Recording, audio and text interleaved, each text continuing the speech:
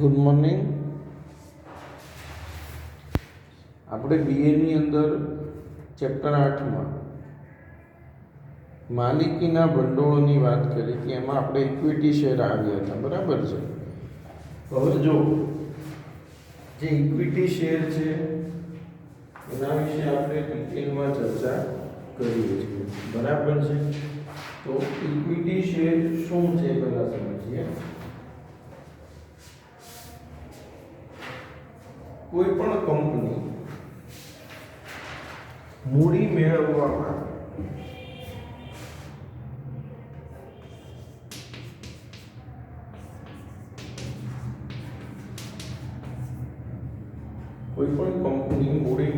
માટે શેર બહાર પાડે છે, બરાબર.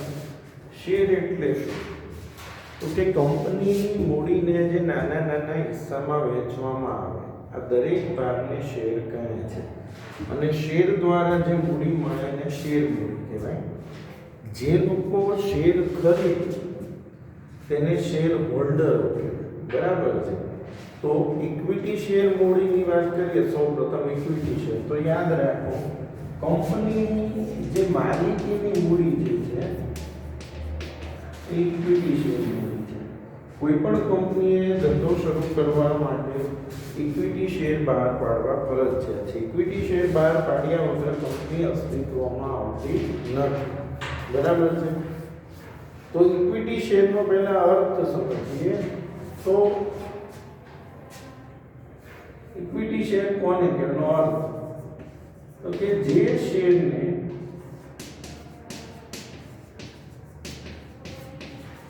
ડિવિડન્ડ મેળવવામાં તથા મૂડી પરત મેળવવામાં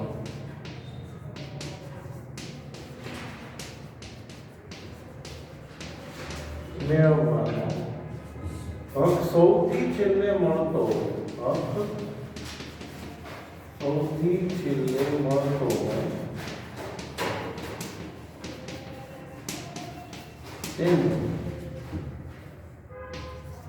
ઇક્વિટી શેર એટલે કે મૂડી પરત મેળવવામાં તેમજ ડિવિડન્ડ મેળવવામાં બધાને બધું મળી જાય પછી કંઈક વધે તો કોને મળે? Equity share. તો તેને ઇક્વિટી શેર કહે છે, બરાબર છે. એટલે આ એની વ્યાખ્યા છે કે જે શેરને મૂડી પરત મેળવવામાં અને ડિવિડન્ડ મેળવવામાં બધામાં સૌથી છેલ્લે હક મળતો હોય તેને ઇક્વિટી શેર કહેવામાં આવે છે, બરાબર છે. હવે જો ઇક્વિટી શેર હોલ્ડર એ કંપનીના સાચા માલિકો ગણાય છે. કારણ કે કોઈ પણ કંપની છે એના સાચા માલિક કોને કહેવાય? Equity share holder. મેં તમને પહેલા જ કીધું, કોઈ પણ કંપની ઇક્વિટી શેર બહાર પાડવા ફરજિયાત છે, બરાબર. એટલે ઇક્વિટી શેર હોલ્ડર એ કંપનીના સાચા માલિકો છે. તેની લાક્ષણિકતાઓ આપણે સમજીએ. પહેલું, સાચા માલિક, બરાબર છે. આ પ્રકારના શેર હોલ્ડરો કંપનીના સાચા માલિકો કે વફાદાર સાથી કહેવાય, કારણ કે તેઓ પ્રેફરન્સ શેર હોલ્ડર કરતાં વધુ જોખમ ઉઠાવે છે. જો જોખમ સૌથી વધુ કોણ ઉઠાવે? Equity share holder. કેમ જોખમ? કંપની બંધ થાય, પડચામાં જાય, દેવામાં ડૂબી જાય તો ઇક્વિટી શેરને કશું ના આપી શકે કંપની તો પણ ચાલે. એટલે એ કંપનીના વફાદાર સાથી કહેવાય છે, કારણ કે તેઓ પ્રેફરન્સ શેર હોલ્ડર કરતાં વધુ જોખમો ઉઠાવે છે. બીજું, મતાધિકાર.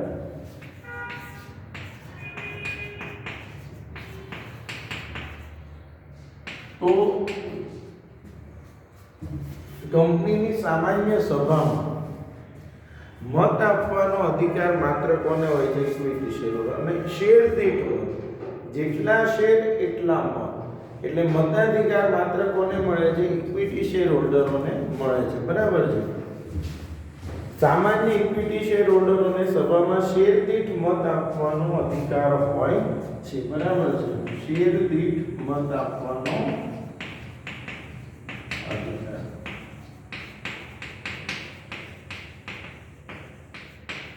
ત્યારબાદ ડિવિડન્ડ. તો આ પ્રકારના શેર હોલ્ડરને મળતા ડિવિડન્ડ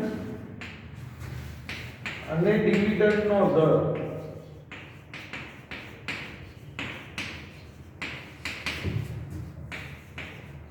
નિશ્ચિત હોય છે. કેટલું ડિવિડન્ડ મળશે, કેટલા ટકાએ મળશે, બધું જ આમાં નક્કી હોય છે. ડિવિડન્ડ અને ડિવિડન્ડનો દર બરાબર છે. એટલે ડિવિડન્ડની વાત કરીએ, જો બે પ્રકારના શેર હોય, ઇક્વિટી અને પ્રેફરન્સ. પ્રેફરન્સ શેર હોય એને ફિક્સ હોય કે ભાઈ 5% ડિવિડન્ડ, 8%, 10%.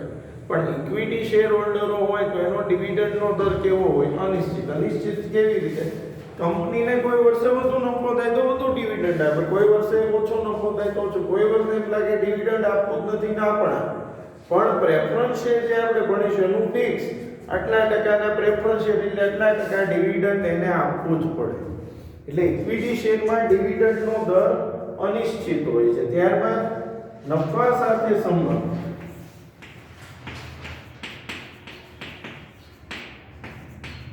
નફામાં હિસ્સો કોને મળે? Equity share holder. એટલે ઇક્વિટી શેર હોલ્ડરો છે એ નફા સાથે ડાયરેક્ટ જોડાયેલા છે, બરાબર.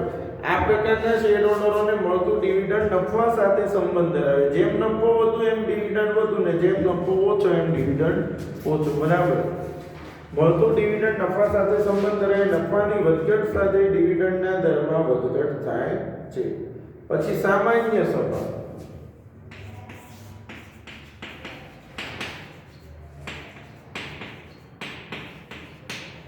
તો કંપનીની સામાન્ય સભામાં હાજર રહેવાનો, મતદાન કરવાનો અને સંચાલકોને ચૂંટવાનો અધિકાર આ શેર હોલ્ડરોને મળે છે. કંપનીની સામાન્ય સભામાં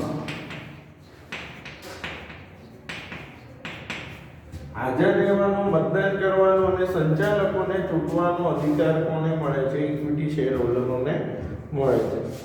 પછી મૂડી પરત. હવે મેં કીધું એમ કે ઇક્વિટી શેર હોલ્ડરોને જે મૂડી છે એ કંપનીના અસ્તિત્વ સુધી પરત કરવાની હોતી નથી. એટલે મૂડી પરત કરવામાં આવતી નથી. સામાન્ય રીતે આ શેર મૂડી કંપનીના અસ્તિત્વ દરમિયાન પરત કરવામાં આવતી નથી. પછી વિસર્જન. પહેલી વસ્તુ વિસર્જન એટલે શું? કોઈ પણ કંપની બંધ થાય, કોઈ પણ કારણસર બંધ કરવામાં આવે તો એનું વિસર્જન કરવું પડે. એટલે કંપની જ્યારે વિસર્જન કરવામાં આવે, કંપનીનું બંધ કરવામાં આવે તો સૌપ્રથમ ઇક્વિટી શેર હોલ્ડર, સૌપ્રથમ પ્રેફરન્સ શેર હોલ્ડરોને નાણાં મળે, બધાએ દેવા ચૂકવવાના, પ્રેફરન્સ શેરને નાણાં મળે. પછી કંઈક વધે તો ઇક્વિટી શેર હોલ્ડરોને મળે. એટલે આ કેવું છે કે બધાને બધું મળી જાય, ચૂકવાય જાય, પછી વધે તો ઇક્વિટી શેરને મળે, નહીંતર ઇક્વિટી શેરને કશું ના મળે. એટલે વિસર્જન, કંપનીના વિસર્જન વખતે પ્રેફરન્સ શેર હોલ્ડરોને મૂડી પરત કર્યા બાદ જો રકમ વધે તો આ શેર હોલ્ડરોને મૂડી પરત કરવામાં આવે છે. લાયકાતના શેર. હવે કોઈ પણ વ્યક્તિએ કંપનીના ડિરેક્ટર બનવા માટે, બરાબર છે, કે સંચાલક બનવા માટે જે શેર ખરીદવા પડે, જો આવેદન પત્રની અંદર એક આ જોગવાઈ છે, બરાબર છે, કે કોઈ પણ વ્યક્તિએ કંપનીના સંચાલક બનવું તો કંપનીમાં સંચાલક બનવા માટે એને અમુક શેર ખરીદવા પડે, એને લાયકાતના શેર કહેવાય.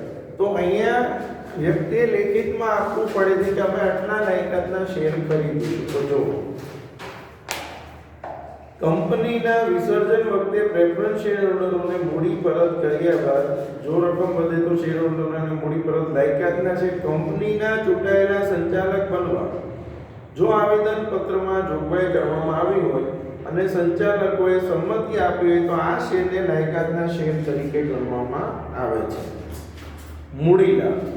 હવે તમામ લાભ, મૂડી લાભ એટલે હકના શેર, બોનસ શેર, એ બધા શેરના લાભ ઇક્વિટી શેરને મળે છે, બરાબર. આ શેર હોલ્ડરોને જુદા જુદા પ્રકારના લાભ મળે. હકના શેર, બોનસ શેર, શેરનો બજાર ભાવ વધતા થતો લાભ વગેરે મૂડી લાભ કહેવાય. હકના શેર, બોનસ શેર અને શેરનો ભાવ વધે તો આ બધા જ લાભ, મૂડી લાભ કોને મળે છે? ઇક્વિટી શેર હોલ્ડરોને મળે છે. અને શેરની નોંધણી.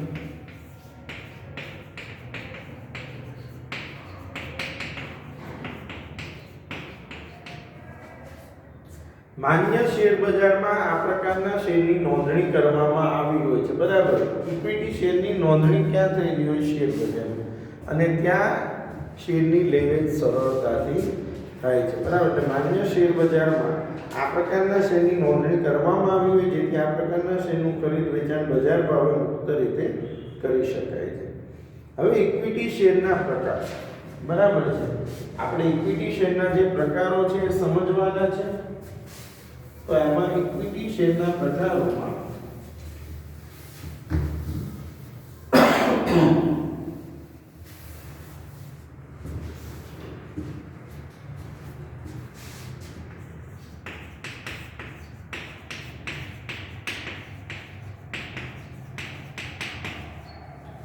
પ્રકારોની અંદર પહેલું સામાન્ય ઇક્વિટી શેર. આ શેર કંપની માટે ખૂબ જ અગત્યના છે. શેર મૂડી મેળવતી દરેક કંપની ઇક્વિટી શેર બહાર પાડવા ફરજિયાત છે. તો કોઈ પણ કંપની જે છે જે શેર મૂડી મેળવતી હોય, જે શેર બહાર પાડતી હોય, તો તેણે આ ઇક્વિટી શેર બહાર પાડવા ફરજિયાત છે. ઇક્વિટી શેર બહાર પાડ્યા વગર ચાલતું નથી. આ શેર ખરીદનાર શેર હોલ્ડર જ કંપનીના સાચા માલિકો છે. મેં હમણાં જ કીધું, જે લોકો સામાન્ય શેર ખરીદે, ઇક્વિટી શેર ખરીદે, જ કંપનીના શું કહેવાય છે? સાચા માલિકો. આ શેર હોલ્ડરો કંપનીમાં ધંધાનો જોખમ ઉઠાવે, કારણ કે આ શેર હોલ્ડર પર ડિવિડન્ડ મેળવવાનું અને મળે તો ડિવિડન્ડનો દર અનિશ્ચિત હોય. જો ઇક્વિટી શેર ઉપર ડિવિડન્ડ મેળવવાનો અને ડિવિડન્ડનો દર અનિશ્ચિત હોય છે. ઉપરાંત કંપની પડચામાં જાય કે વિસર્જન કરવામાં આવે ત્યારે મિલકતોના વેચાણથી ઉપજેલ રકમમાંથી દેવાની ચૂકવણી કર્યા બાદ તેઓને સૌથી છેલ્લે મૂડી પરત મળે છે. દેવાની બધી ચૂકવણી થાય પછી સૌથી છેલ્લે મૂડી કોને પરત મળે છે? Equity share holder. પ્રવર્તકો ટૂંકા ગાળાની, મધ્યમ ગાળાની અને લાંબા ગાળાની મૂડીની જરૂરિયાતને ધ્યાનમાં રાખી પોતાની મૂડી ઊભી કરવા શેર બહાર પાડે છે. પ્રવર્તકો ટૂંકા ગાળાની, મધ્યમ ગાળાની અને લાંબા ગાળાની મૂડી મેળવવા માટે તેમની મૂડીને નાના નાના હિસ્સામાં વહેંચી નાખે છે, બરાબર. લાંબા ગાળાની મૂડીની જરૂરિયાતને ધ્યાનમાં રાખીને પોતાની મૂડી ઊભી કરવા આ શેર બહાર પાડે. લાંબા ગાળા માટેની જે મૂડી છે કે આ સામાન્ય શેર દ્વારા, ઇક્વિટી શેર દ્વારા મેળવવામાં આવે છે. કંપની મોટા પાયા પર મૂડી મેળવવા માટે તેમની મૂડીને નાના નાના હિસ્સામાં વહેંચી નાખે. આ દરેક હિસ્સાને શેર કહે છે. આ શેર ખરીદનારને શેર હોલ્ડર. મેં તમને પહેલા જ સમજાવ્યું, શેર કોને કહેવાય? કંપની પોતાની મૂડી નાના નાના હિસ્સામાં વહેંચી નાખે છે. આ દરેક હિસ્સાને શેર કહે છે. અને આ શેર ખરીદનારને શેર હોલ્ડર કહેવામાં આવે છે. અને શેર હોલ્ડરો એ જ કંપનીના શું છે? સાચા માલિકો છે, બરાબર છે. એટલે કંપની મૂડી મેળવવા માટે કંપની તેની મૂડીને નાના નાના હિસ્સામાં વહેંચે છે. આ દરેક હિસ્સાને શેર કહે છે અને શેર ખરીદનારને શેર હોલ્ડર તરીકે ઓળખવામાં આવે છે. હવે સામાન્ય ઇક્વિટી શેર, બીજા સ્વેટ ઇક્વિટી શેર. હવે સમજો, એક જ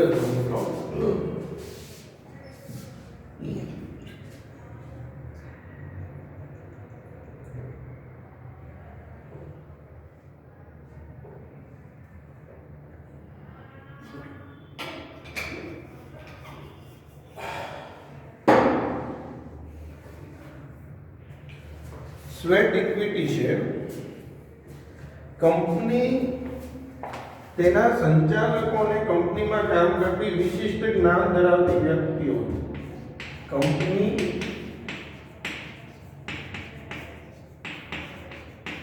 તેના સંચાલકો અને કંપનીમાં કામ કરતી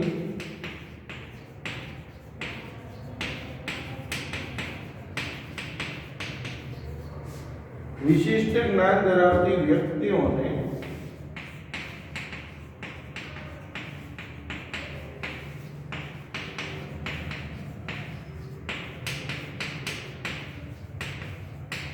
વ્યક્તિઓને, બરાબર છે, તથા કર્મચારીઓને વટાવતી અથવા રોકડ સિવાયના આવેગથી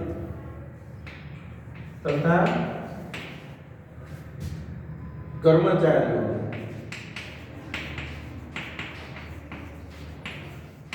વટાવતી અથવા રોકડ. હવે વટાવ એટલે ડિસ્કાઉન્ટ, જે ભાવ ચાલતો એના કરતા ઓછા ભાવથી, વટાવતી અથવા રોકડ સિવાયના અવેજથી,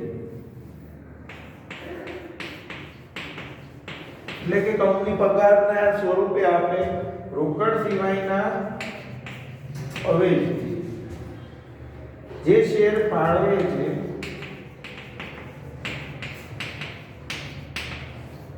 તેને સ્વેટ ઇક્વિટી શેર કહે. કંપની તેના સંચાલકો અને કંપનીમાં કામ કરતી વિશિષ્ટ જ્ઞાન ધરાવતી વ્યક્તિઓને અને કર્મચારીઓને વટાવતી એટલે જે મૂળ ભાવ ચાલતો એના કરતા ઓછા ભાવ તેના કર્મચારીઓને કે રોકડ સિવાયના અવેજથી જે શેર ફાળવે તેને સ્વેટ ઇક્વિટી શેર કહે છે, બરાબર છે. એટલે એક સામાન્ય ઇક્વિટી શેર, બીજા સ્વેટ ઇક્વિટી શેર અને ત્રીજું અન્ય ઇક્વિટી શેર. અન્ય ઇક્વિટી શેર જે છે એની અંદર બે પ્રકારના હોય છે. અન્ય ઇક્વિટી શેર બે પ્રકારના, એક મતાધિકાર સાથેના ઇક્વિટી શેર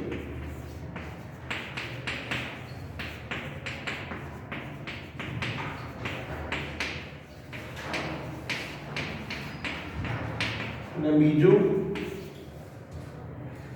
ડિવિડન્ડના સંબંધમાં જુદા જુદા અધિકારો સાથે મતાધિકાર ધરાવતા ઇક્વિટી શેર. ડિવિડન્ડના સંદર્ભમાં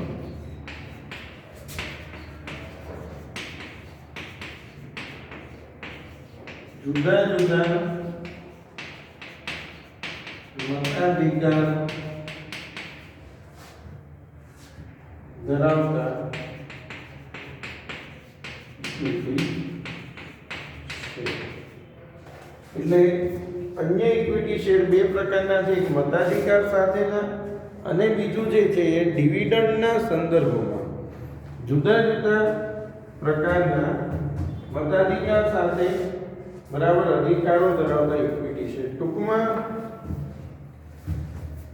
ફરીવાર એક વસ્તુ સમજો કે કંપની છે એની જે મૂળ મૂડી છે, કંપનીને જ્યારે પૈસાની જરૂર પડે એટલે કંપની જે શેર બહાર પાડે એ કયા શેર છે? ઇક્વિટી શેર, બરાબર.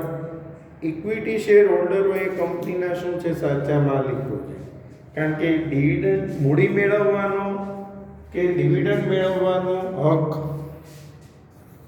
બધા પછી સૌથી છેલ્લે એમને મળે છે. બીજું, કંપની બંધ થાય, પડચામાં જાય, દેવામાં ડૂબી જાય તો પહેલાં બધાને રૂપિયા ચૂકવવાના, પછી કશું વધે તો જ ઇક્વિટી શેર હોલ્ડરોને મળે. એટલે સૌથી વધુ જોખમ કોણ ઉઠાવે છે? Equity share. પણ જે કંપનીની સામાન્ય સભામાં મતદાન કરવાનો, તો શેર દીઠ એક મત આપવાનો અધિકાર હોય છે. આ ઉપરાંત બોનસના શેર છે, હકના શેર છે, આ બધા જ ઇક્વિટી શેર હોલ્ડરોને મળે છે. સાથે આપણે સમજીએ લાયકાતના શેર. તો કોઈ પણ વ્યક્તિએ કંપનીમાં સંચાલક બનવા માટે અમુક નિશ્ચિત કરેલા શેર ખરીદવા પડે, જે આવેદન પત્રમાં જોગવાઈ હોય. તો આ જે નિશ્ચિત શેર ખરીદવા પડે છે તેને લાયકાતના શેર કહે છે, બરાબર છે. એટલે આ બોનસ શેર છે, લાયકાતના શેર છે, હકના શેર છે, એ બધી આપણે ચર્ચાઓ કરી. હવે આપણે આવતા લેક્ચરમાં પ્રેફરન્સ શેર વિશે, પ્રેફરન્સ શેર શું છે, પ્રેફરન્સ શેર કંપની કેવી રીતે બહાર પાડે છે, એના વિશે આપણે આવતા લેક્ચરમાં ચર્ચા કરીશું, બરાબર છે. Thank you.